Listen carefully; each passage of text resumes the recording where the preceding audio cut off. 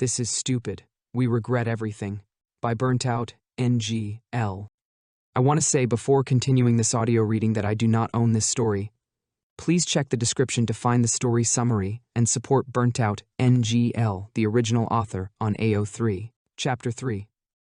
Once Aizawa finished explaining everything that wouldn't cause a panic, he zipped himself away inside the yellow sleeping bag stashed wherever he kept it. The extroverts of the class immediately turned to look at the two, excitement evident on their features, before they swarmed the desk. Hello, my name is Mina Ashido. I'm in seat 2. My quirk is acid, and my hero name is Pinky. The girl looked too excited telling information like that. Everyone else began introducing themselves and their quirks, shocking the duo.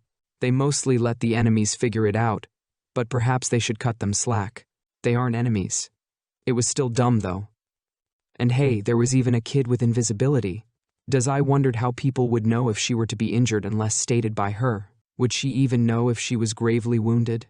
If she obtained a cut but adrenaline was too high, causing her body to numb it, would she know to get immediate medical attention? If Dazai stopped his thought process immediately. He isn't supposed to go around torturing kids. Not physically, at least. So you say your quirk is touch-based, so does that mean you control it like Aizawa can control his? Actually, that is something we wish to correct. We didn't know if it would be alright to answer, but the person dealing with me in the chibi back at home stated, "It's okay," before we arrived. This is a lie. Dazai hadn't a clue if Mori is good with the mentioning abilities, but he doesn't care what the man who fears he'll slit his throat has to say. They were not going to restrict themselves. But we're from Yokohama, so quirks aren't the norm. We have abilities, and they have complicated names. The entire class looked bewildered at that information before some started jumping with excitement. Perhaps they haven't heard the rumors.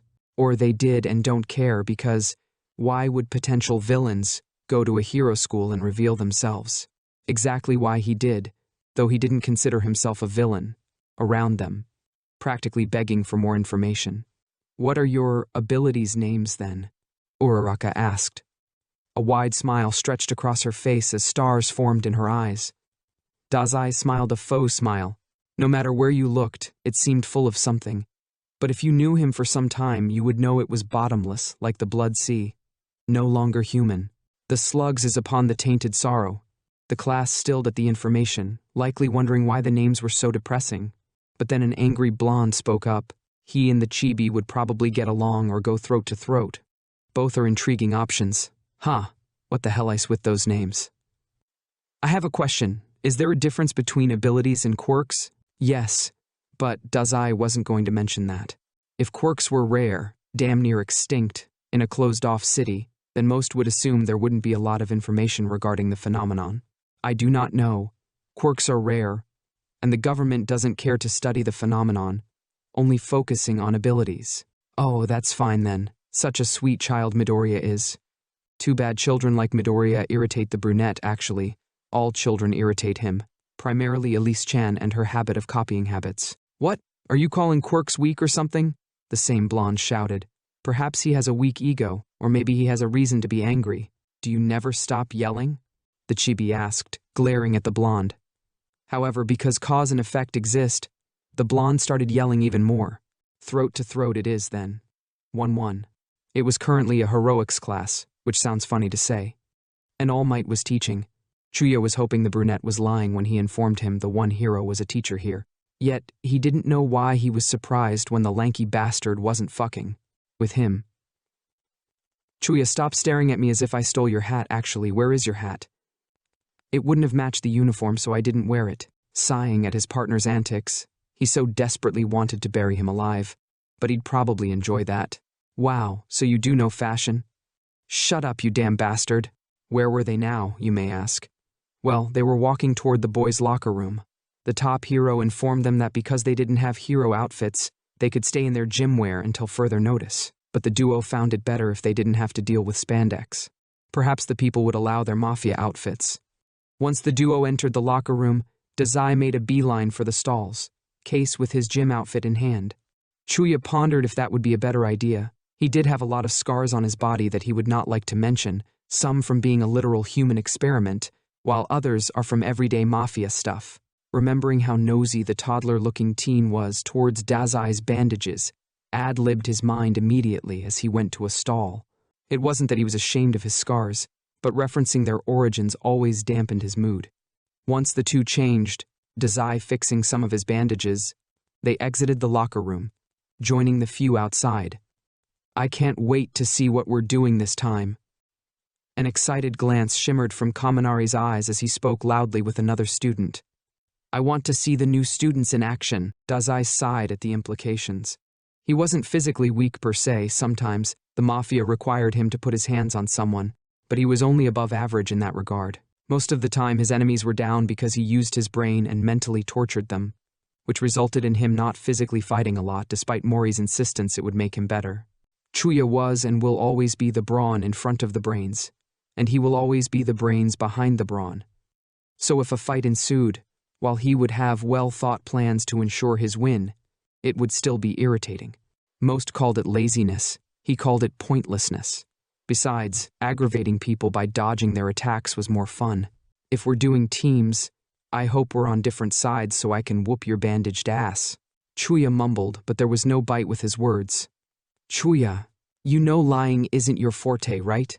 The ginger rolled his eyes, shoving Dazai's shoulder a bit. "Shut your ass up," Chuya grumbled before whispering. "And was it even smart to mention abilities? All Mori-san said was to not mention our current occupation here and back home. He never mentioned anything about our powers, so if he has anything to say, he can suck it." Dazai smiled. "Besides, if I said we had quirks, we would have to limit our usage. And I know you don't like limiting yourself unless necessary." "All right, class." Chuya looked around, perplexed to find the entire class out of the locker room, chatting with each other. How much time passed? He needed to stop talking with the mackerel. He was ruining his perception of time. "Today we will be doing faux battles, not only to showcase improvement but to show what our new students are capable of. They have abilities instead of quirks, so it'll be good to see the difference if more Yokohamans decide to leave their city." Dazai almost snorted at that. Multiple Yokohamans left the city daily before returning due to having certified passports. Yet they never possessed abilities for fear that the government would take a liking to them. And the implications that Yokohamans would leave the port city and instantly be villains was laughable. "Do they think we lack class or something?" Dazai asked himself, snickering a bit. "I mean, the chibi does, but—" "Yes, All Might Sensei," the class shouted in union. Everyone followed the muscular man to a screening area. The screens showed footage eyeing the training grounds. It was a rather large empty field with white markings to outline the bounds. Large metal walls surrounded it so no stray attacks could damage anything outside. "We had this constructed yesterday to provide more room for faux battles, and because the staff was tired of students obliterating the fake buildings for no reason." All Might quickly explained, noticing the curious looks of the students. Clearing his throat, he spoke again. "Young heroes, you'll go against one another in a 1-volt. I will pass out paper slips, and you are required to write your names on them. Then, we will put them in this bowl, so everything is random." All Might held the bowl filled with their names, shook it around 10 times consecutively, and dug his hand inside, pulling out the first contestants. Minoru Mineta versus Dazai Osamu. "Oh, for fuck's sake!" Dazai glanced at his opponent, watching as he stopped harassing the girls to look at him in shock. So, he's a pervert? Perhaps he could get on Kuyo's good side, by knocking him down a peg. Maybe then she'll stop eyeing him when he's hanging out the chibi.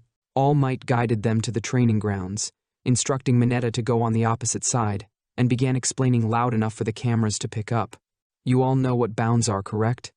The white lines are the bounds. You can either knock out your opponent, weaken them, or kick them out of bounds. No seriously injuring your opponents. It will lead to you losing by default." With that, he left the room, closing the metal door behind him. The two stared at each other. Well, Mineta stared at Dazai. The latter wasn't paying much attention to the child. The ground was concrete, creating a satisfying clicking sound when walked upon, and the air was cold. Dazai eyed the smaller coldly. If he paid attention, did he wet himself? It was evident he lacked confidence, and more than likely wanted to be here for a woman's touch. The moment a buzzer went off, Dazai didn't move an inch, which the gremlin probably took as potential leverage as he began taking off the hairballs and throwing them at Dazai. Softly sighing, the brunette skillfully evaded the purple balls thrown his way, discreetly making his way closer to the gremlin. When Mineta threw a ball to his right, he dodged to the left. Right, greater than left, right, less than left sometimes. The kid would attack his feet, and he just sidestepped it. His subordinates, and anyone watching, would describe his dodging skills as graceful and precise. Perhaps it is because of how his hair sways with the wind as he moves, or the careful steps to not fully set his foot down, so he can move more quickly and lightly, while never taking his eyes off the target. The kid grew aggravated, throwing balls when and wherever, hoping one would stick, forming a smirk on Dazai's face. Now he's bound to make a mistake. Dazai was happy he never clarified that human contact didn't matter.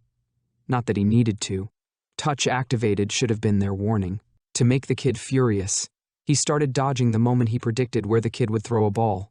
Now the kid is thinking he has horrible aiming skills. How hilarious. This is extremely boring, Dazai whined internally. Why did I get the actual enemy of all women? Life isn't fair. A ball was close to hitting his head. He dodged to the left while sidestepping a ball aimed at his leg, at a pace anyone would have tripped themselves over. His entire plan was to get close enough to strike. Sure, he could have charged toward the kid, but this is the only entertainment, besides Chuya, that's present.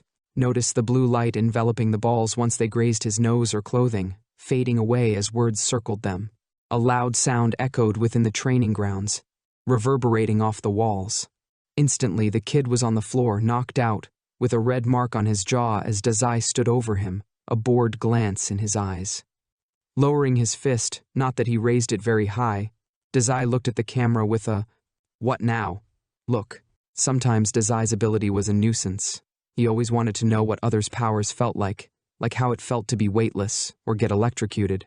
But the moment a power grazed him, the sensation was the first to go. Not that it was ever there to begin with.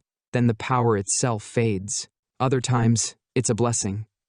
The number of times he almost died a painful death was too much to count. That's to say, seeing how sticky the purple balls were amusing. He needed to know how they felt, yet he'd never be able to. Walking back to the screening room, reluctantly carrying the unconscious teen, a lot of people congratulated him on the win, and he raised an eyebrow. They say congratulations as if he was much of an opponent. He still accepted the praise, though, even if it made him want to crawl within his skin. Good job, young Dazai. All Might praised. The next contestant will be. Dazai drowned out all the noise. 1-1. Countless fights passed with multiple victors or ties as the outcome. Midoriya versus Aoyama, greater than Izuku Ashido versus Aida, greater than Iida. So on and so forth. The only people left to fight were Chuya, Tokoyami, Yaoyorozu, and Uraraka.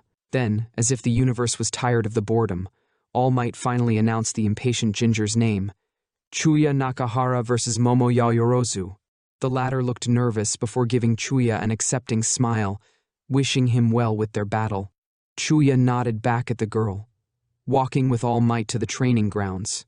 Now, unlike its previously polished and new appearance, the concrete looked used, with pieces of rubble on the ground from small cracks in its surface. However, the clicking sound emitted from it when you walked upon it was still loud and clear, echoing off the walls like when Dazai fought Mineta. The smell also went from something new and fresh to sweat and hard-working kids. Was this school a disguise for child soldiers? Standing on opposite sides from each other, the two have one last nod before readying themselves for battle. Yaoyorozu immediately materialized a metal shield before thinking carefully about her next weapon choice. Once an idea formed, she materialized a net gun from her body, as a blue and pink glow briefly formed around the objects. Chuya stared, amused at the display. It seemed she took his ability into account, even if she didn't know its full extent. The instant All Might pressed the buzzer, a battle grin formed on his face. Kicking forward into the air, simultaneously lowering his gravity, he flew toward Yaoyorozu before she could even blink. He prepared a drop kick in the air, aiming for her shoulder, increasing the gravity slightly around his foot as it slammed down. Yaoyorozu quickly put up her shield, hiding behind it as Chuya sent a side kick toward it, pushing her back. Clank, clank, clink. Chuya continually sent kicks her way. Roundhouse, reverse hook, back kick, front kick, putting the black-haired girl in a formidable position as she tried to steady the net gun. though she couldn't get a good shot due to him flying away, coming back at a different side, forcing her to pay more attention to defense with her shield, the same shield that was about to break from the repeated assaults, to protect herself. Honestly, this was the most fun Chuya could have. He lowered his power output to not cause any harm and went free with his moves. It's been a while since he fought someone in a mock battle, and even though they were on different levels of strength, every battle is a good battle in Chuya's eyes, even the ones that make him want to end his opponent or give up on fighting because of how easy the win is. Clank, clink, clank. With one harsh kick, Yayorozu's eyes widened as her shield broke, her metal shield, mind you, throwing her so far back she almost crossed the boundary line. Rolling to a stop, standing, and readying herself for any brute attacks from the ginger, her face turned perplexed to find him standing, facing her. But wasn't he? She thought to herself. She hadn't even seen him move. Chuya reached a finger out and touched her shoulder. Instantly she felt light as she began to float, though not the same as Ochako's quirk. She felt light, like nothing was holding her down.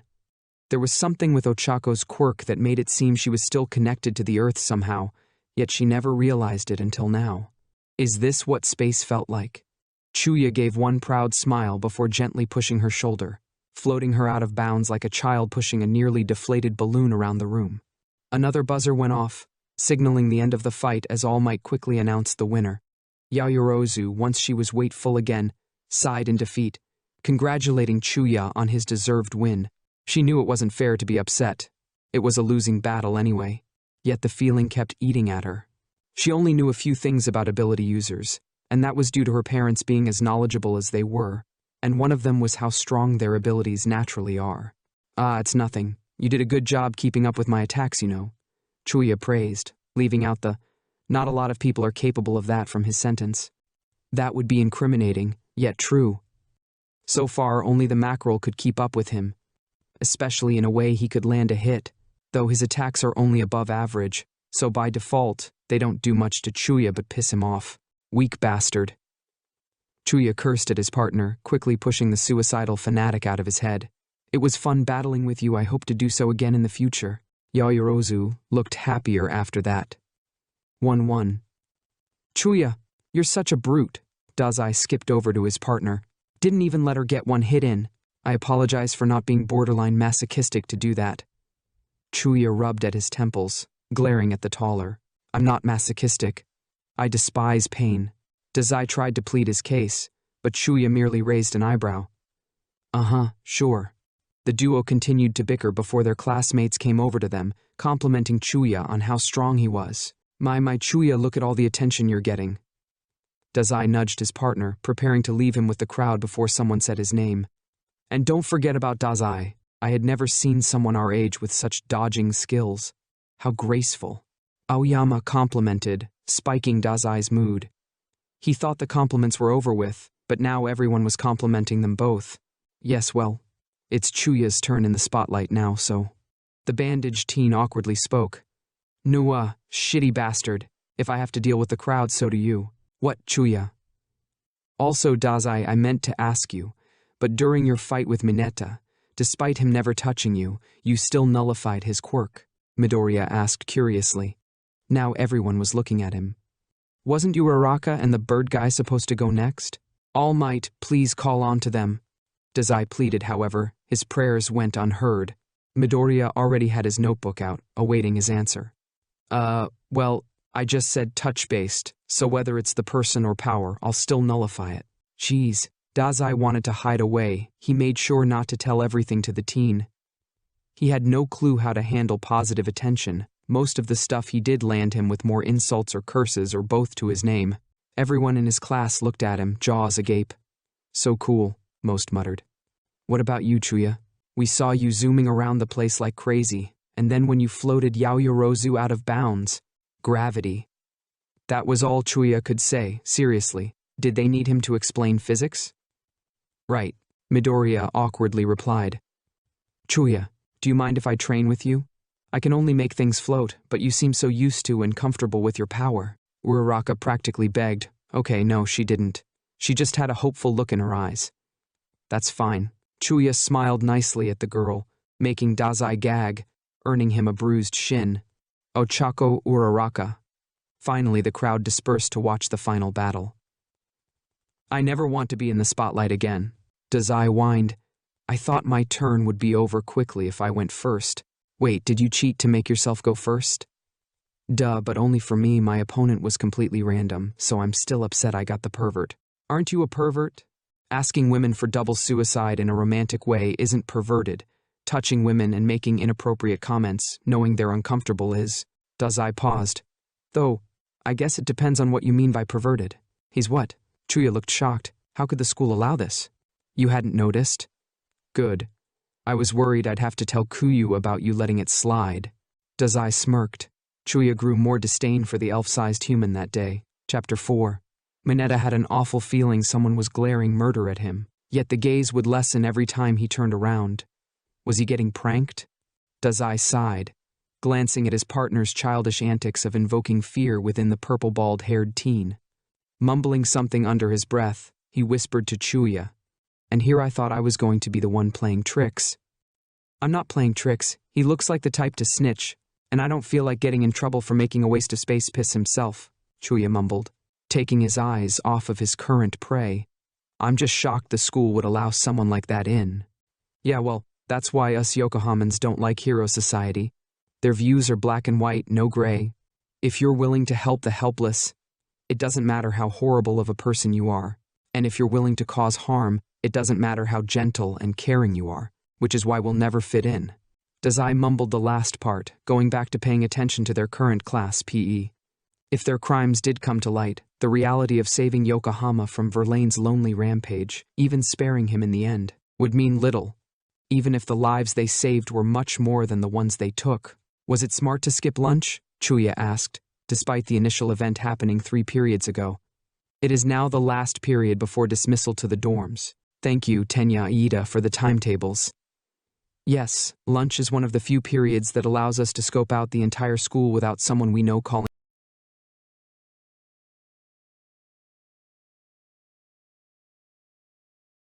us out. Besides, you brought home lunch. If it makes you feel better, we can go tomorrow, Dazai explained, looking around the PE grounds for a bit, noticing his temporary classmates training their quirks or doing fitness tests. Even though they have free reign, the chances of a teacher not being aware, which Dazai hopes Nezu made all teachers aware of their privilege, were too great to risk. Coming into contact with a classmate was even worse since they're bound to be unaware. He also found it unsavory to go adventuring during classes since the education could do his dog some good, and he wanted to improve his knowledge of the outside world to see if there is much of a threat as Mori made them out to be. I wasn't asking for me, dumbass. Dazai took no notice of the comment, instead focusing his attention on something else. Should we join in? Chuya looked at him, mouth agape. You never liked training of any kind. Yeah, true. Chuya, go be a brute. The comment sparked a minor bickering session between the duo, catching the attention of Aizawa.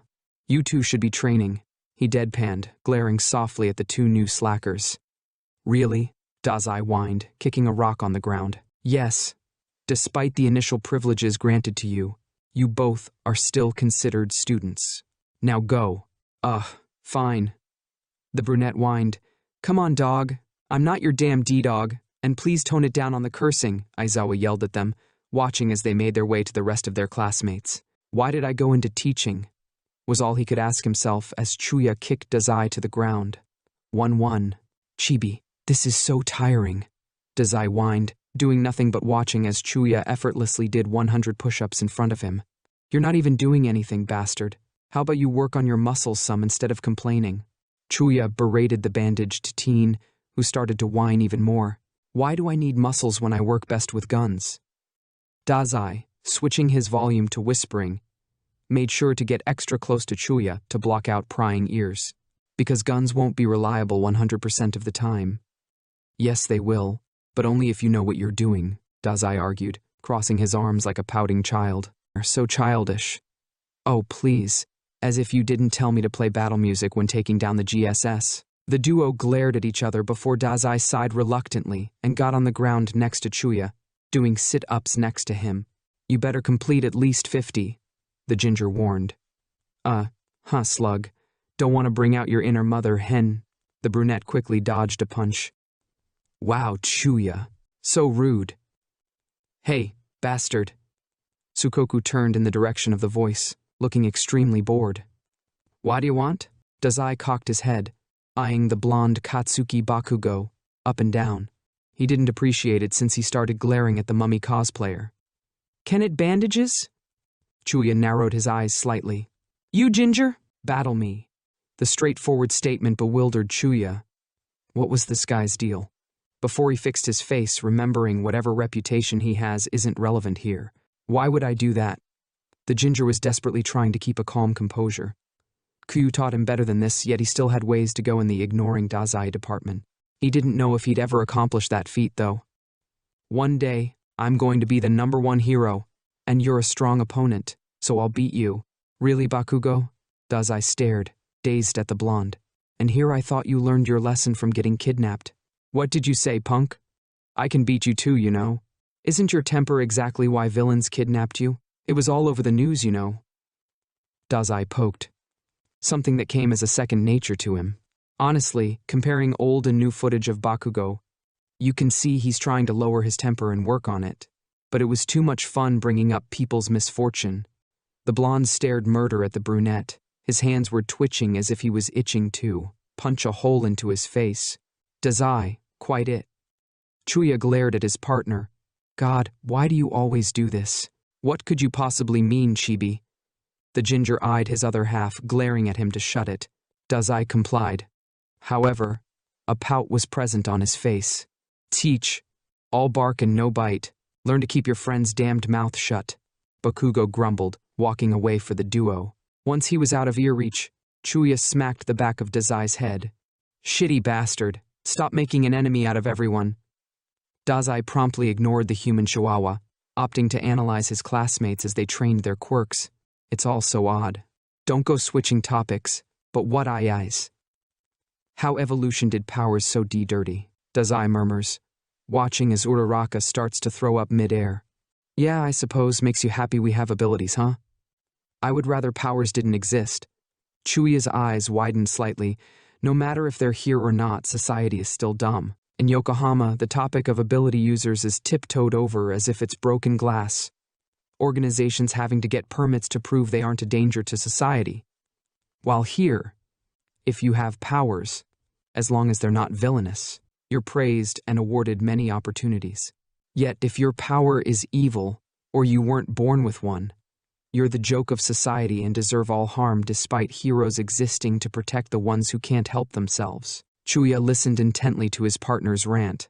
Even if his views on the matter were completely different, he couldn't deny that society was shittier with powers.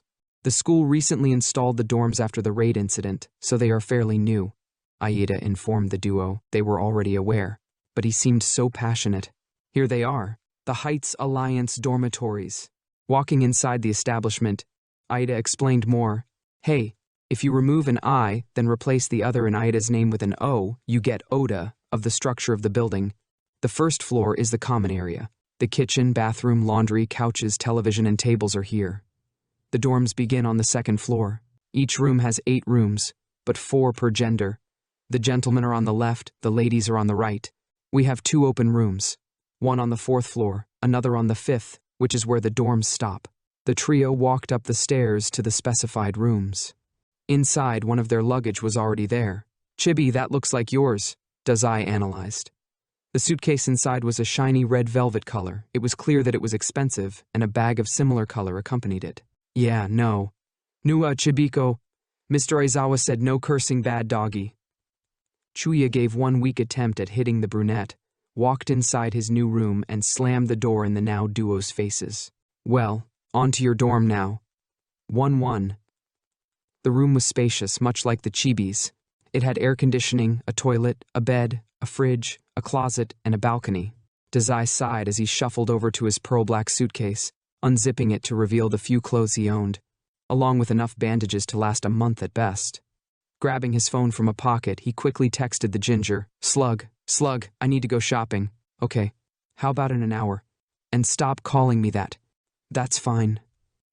Dazai grabbed his charger, plugging it into the wall closest to the bed before charging his phone and throwing it on a pillow. There wasn't much he brought to bring life to his room besides a chess and checkers board, even though he favors the former more. It was currently 17:03.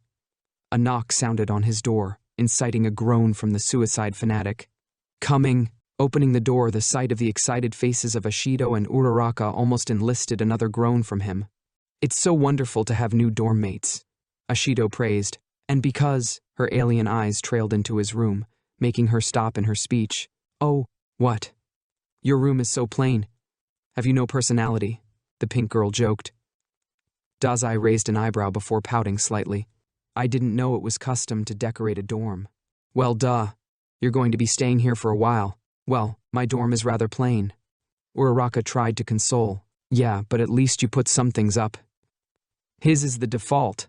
Watching the girls go back and forth, Uraraka tries to say a plain room isn't bad, while Ashido argues the opposite, was some unexpected entertainment that the brunette smiled at. At least put up one poster, Ashido pleaded, or something that says this is your living space. I will think about it. That seemed to please the pink alien as she dragged the pink-cheeked girl to presumably Chuya's room, but not before reminding him that dinner would be ready in an hour. 1-1. Chuya huffed at his phone. I knew that bastard didn't pack enough clothes or bandages went through his mind only once before he began unpacking and organizing things, reminiscing about the new wine that recently came out a week ago and how he finally got his hands on it. The ginger hadn't heard the knocks on his door until the second round echoed. Ah, god damn it. Opening his door, the duo of Uraraka and Ashido met his gaze. This is what I'm talking about, Ashido cheered. Of all the few things he brought, his hat collection was one of them. They hung on a retractable stand Kuyu was nice enough to give him.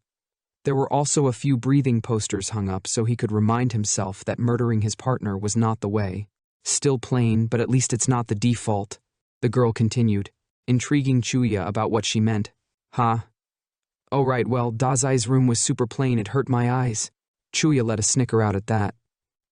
Yeah, the bastard isn't keen on decorating. Ugh, my heart. But anyway, dinner will be ready in an hour. Bakugo is cooking this week. Chuya slightly nodded at the girl, watching as she walked away, leaving the brunette girl behind. The provisional hero license exam is coming up soon, though you and Dazai aren't able to participate since you're newly arrived. But before then, I can try and get as many lessons from you as possible. The young hero had a determined look in her eyes that Chuya had to admire. Why were these people so determined to wear spandex? Yeah, sure, all right, he mumbled, content with the excited expression he received from the girl. Thank you and subscribe for more Bungo Stray Dogs fanfictions. Let me know what was your favorite scene.